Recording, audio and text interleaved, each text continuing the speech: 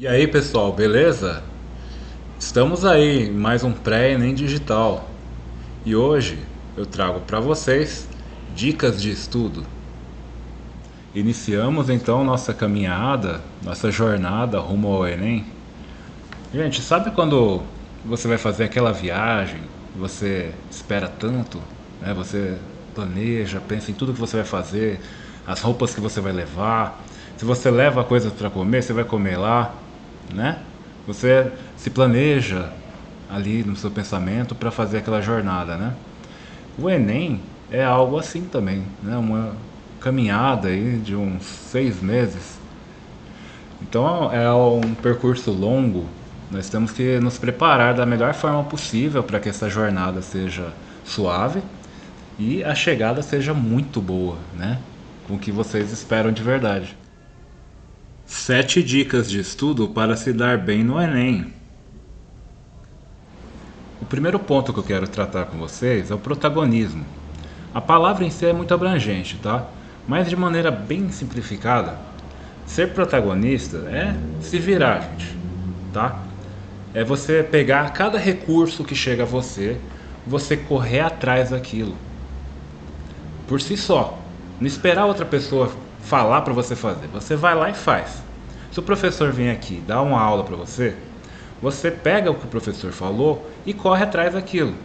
Porque o grande causador de toda mudança que virá pela frente é você mesmo. Não adianta você ter a melhor aula do mundo com o melhor professor do universo, tá? A mudança em si só pode vir de você mesmo. Então, primeira coisa, gente, é você correr atrás, tá? Por si próprio, ser autossuficiente. Dica 2: descubra seu estilo de estudo. Vocês já repararam que tem situações que você se sente mais confortável para estudar? Tem pessoas que gostam de silêncio. Tem pessoas que já gostam de ouvir música enquanto estudam. Tem outras que gostam de um ambiente fechado, como uma biblioteca. Tem outras que gostam do ambiente aberto, ou como deitar na grama para ler um livro, que é muito bom. Cada um tem seu estilo. E então é necessário que você saiba qual que é o melhor para você, tá? É certo que não, nem todas as vezes você vai conseguir estar nesses ambientes ou dessa forma que você quer, mas você tem que trabalhar isso para que você esteja sempre bem consigo mesmo. Tem algumas teorias da educação, eu vou passar algumas outras dicas, né, dentro dessa dica. Tem uma moça que ela tem um canal chamado Física e Afins, é a Gabriela.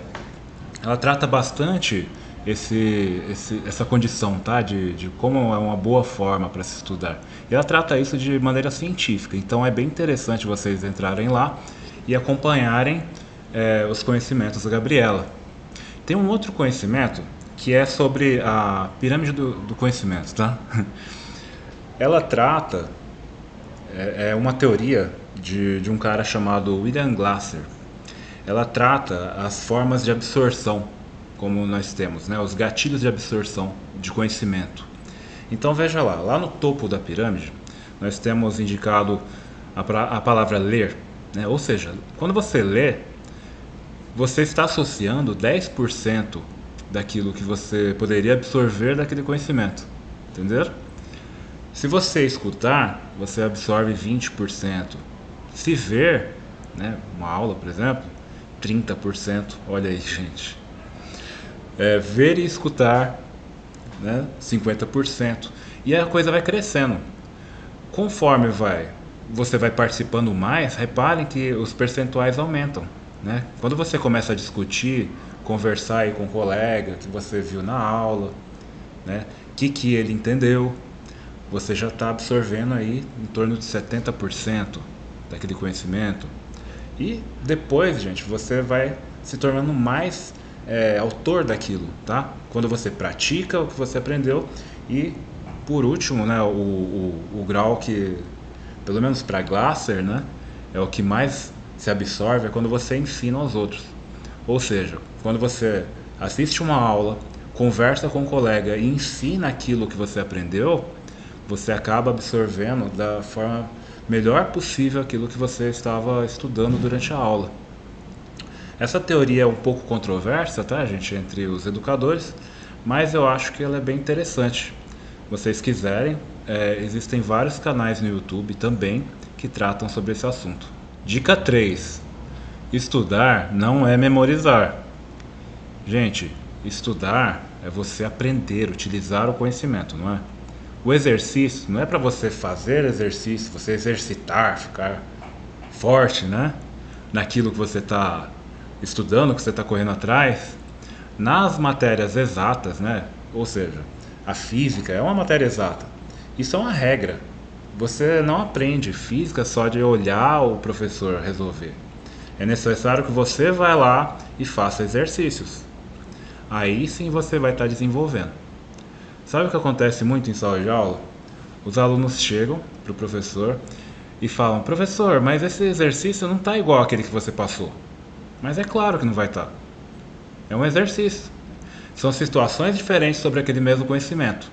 Então é por isso que é necessário o exercício, para você passar esses pontos, né? E depois isso se tornar algo natural, tá? Se você conseguir transpor essa dificuldade, num próximo momento você nem vai sentir ela, tá? Então é praticar bastante, tá, gente? Dica 4: atenção aos enunciados. Tem muita gente que, na hora de resolver um problema, vai direto ao assunto, mas não lê o enunciado. Muitas vezes tem um detalhe ali que faz toda a diferença e erra uma questão de graça. Às vezes sabe responder, sabe a física que está ali, mas não lê o enunciado. Gente, isso é o que acontece demais em provas. Tem muitas provas que eu vou corrigir que eu vejo que isso acontece e é por falta de atenção, tá? Tem várias técnicas também para você aproveitar o tempo e fazer um bom aproveitamento da leitura daquele enunciado. Os experts nisso são os professores de português. Eles podem indicar a melhor técnica para vocês. Para mim, eu prefiro já começar lendo a questão, tá? Lá embaixo, aquela pergunta final. E depois eu volto lá em cima no enunciado, faço aquela leitura mais rápida, mais maliciosa ali, pegando aqueles pontos que mais interessam. Cada um tem um jeito. Procurem. Bem particular à física, temos uma técnica de resolução de problemas. Não são etapas numeradas, às vezes elas podem inverter, mas vamos começar primeiro pela leitura do enunciado, né, gente? É fundamental você entender com o que está lidando. Depois, reunir e organizar dados. Você vai pegar ali o que está dentro daquele enunciado, que sejam valores numéricos, que sejam tabelas, que sejam gráficos. Você vai fazer a primeira interpretação daquilo.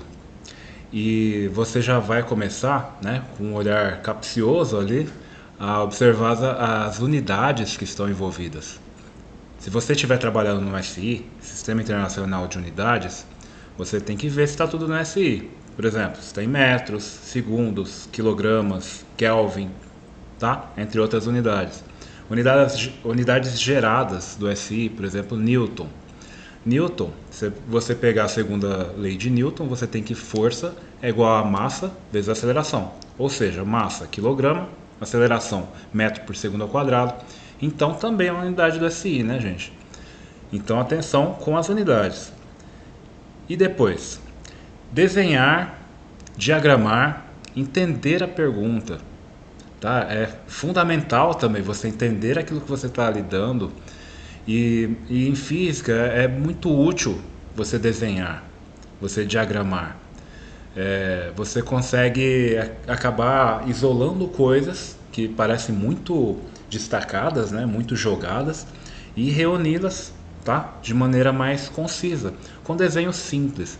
É claro, gente, eu sei que lá no Enem não vai ter espaço para fazer grandes desenhos, mas nesse momento é muito bom fazer desenhos, tá? E aí você vai responder, né? Vai resolver e responder a questão. Dica 5: cuidado com as falácias sobre o Enem. Não existe fórmula mágica, gente. A única fórmula mágica de vocês se darem bem mesmo no Enem é estudando, é se preparando. Tem gente por aí que fala que se fazer algumas letras, alguns símbolos lá na hora de você transcrever as suas respostas para a folha de respostas, você vai conseguir algum benefício, tá? E isso daí é mentira. Pensa pelo lado lógico, gente. Quem está preparando a prova, quem é a bancada que preparou aquela prova, eles vão pensar da forma mais difícil de se fraudar possível. Eles vão distribuir aquelas respostas para não formar nenhum padrão. Pensa, se o examinador tivesse a ideia de colocar a maioria das respostas, né, com alternativa A, poxa, quem soubesse disso ia passar na prova com facilidade, né? Então, gente, não existe essa fórmula mágica, tá? Dica 6. Prevenir o mata-mata. É evitar o desespero, né? Quando vocês estiverem lá no mês de novembro, né, vocês vão estar com outra cabeça, tá, gente? Vocês vão estar muito mais preparados, né, muito mais dispostos. Então, não é muito o momento de falar sobre o mata-mata, mas vamos começar a pensar nisso, tá? Exatamente por questão de organização. No dia 5 do 11 vai ser a primeira prova de vocês. Vocês vão ter 5 horas e 30 minutos para realizar essa prova. No dia 21 do 11 será a segunda prova. Inclusive a de física está lá, né?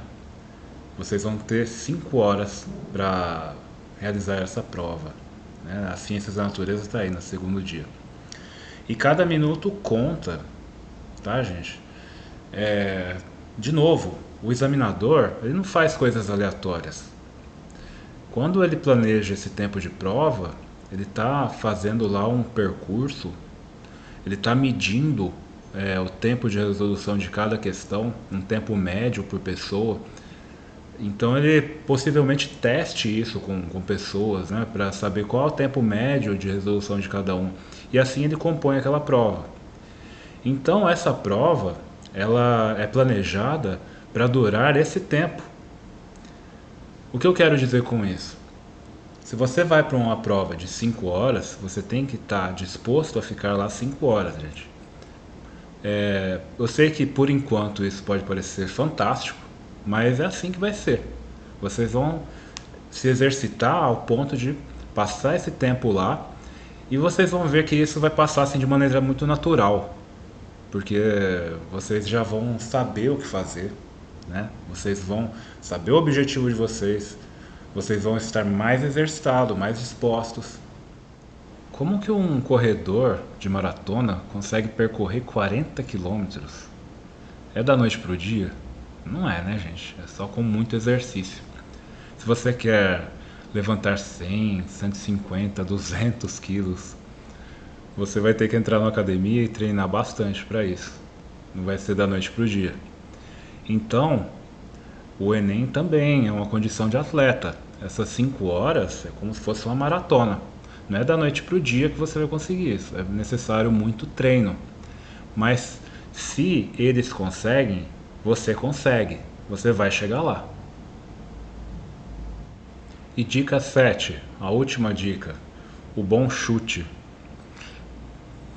Eu sei que pode parecer engraçado, gente, mas a gente tem que estar preparado para tudo nesse Enem, tá? Pode surgir situações, perguntas que você não saiba mesmo tendo treinado tanto, né? Tendo se esforçado tanto. E você tem que dar o seu melhor ali, até nessa situação. O ideal é claro, gente, é claro que é resolver todas as questões. Mas lá naquelas técnicas de resolução que eu acabei de falar sobre a física, né? O último item que eu falei, né, sobre você responder. Às vezes você tem que analisar se é o melhor a fazer, tá? Tem questões que são complexas demais, tomam tempo demais. Às vezes nós não temos aquela habilidade tão aflorada, né, daquela questão. Então é um julgamento que nós temos que fazer, né? Só com essa prática vocês vão ter essa malícia, tá? Esse discernimento de sacar ali naquela questão se ela é uma questão que vai demorar muito, vai ocupar espaço de um monte de outra questão. Ou se compensa resolver na lata. Mas tem essa técnica do bom chute. O que é o bom chute, gente? É o bom senso, tá? É você diminuir o risco de errar a questão. É jogar com uma estatística. Vamos supor que você pegue lá uma questão. Você vai ler o enunciado, vai executar toda aquela técnica que eu acabei de falar. E na hora de analisar ali as alternativas, primeira coisa que você vai fazer é ver se elas têm coerência. Por quê? Porque se tiver alternativa que não tem coerência, você já descarta de vez, não é verdade? Vocês já estão acostumados a fazer isso. Fazendo isso, se você tiver 5 alternativas, o que você teria uma chance em 5, ou seja, 20% de chance de acerto, se você eliminar uma delas, a sua chance já passa a 25%. 25% de chance de acertar. Se por acaso você achar mais uma inconsistência e eliminar mais uma, já passa a 33%. Se você conseguir chegar a duas, você fica com 50%. É como você atirar uma moeda para cima e dar cara ou coroa. Ou seja, você diminui o risco. Então, aí é uma questão de coerência. E é isso aí. Espero que vocês tenham gostado dessas dicas, que elas sejam úteis. Aproveitem para pesquisar mais sobre ela na internet. E eu desejo a vocês bons estudos. Um abraço a todos e até mais!